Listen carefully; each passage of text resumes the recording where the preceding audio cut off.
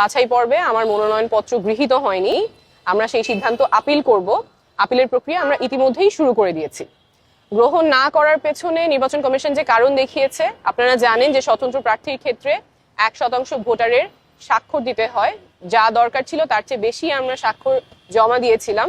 সেখান থেকে তারা 10 জনের তথ্য ভেরিফাই করতে গিয়েছেন, 10 জনেরই সত্যতা তারা খুঁজে পেয়েছেন, কিন্তু এই 10 জনের মধ্যে 2 জনের ক্ষেত্রে তারা দেখেছেন তারা ঢাকা 9-এর ভোটার না, এবং এই 2 জনেরই জানার কোনো উপায় ছিল না তারা ঢাকা 9-এর ভোটার না। তারা জানতেন যে তারা ঢাকা 9-এর ভোটার। একজনের পকেটে যে এনআইডি কার্ড ছিল, সেই এনআইডি কার্ডের ঠিকানা অনুযায়ী উনি ঢাকা 9-এর ভোটার। আরেকজনের বাসা খিলগাঁয়ে, যেহেতু ঢাকা 9 এবং 11 দুইটাই আসন আছে, উনি জানতেন উনি ঢাকা 9-এর ভোটার, সেই বিশ্বাসে উনি স্বাক্ষর করেছেন, কিন্তু নির্বাচন কমিশনের তথ্য অনুযায়ী উনি ঢাকা 11-এর ভোটার। এই দুইটা ব্যতিক্রম বাদে বাকি সবকিছু আমাদের তথ্য সঠিক ছিল। আমরা আপিল করব এবং আমরা যেই লড়াইয়ে নেমেছি, স্বচ্ছতা এবং জবাবদিহিতার রাজনীতি, সেই লড়াই আমাদের চালু থাকবে।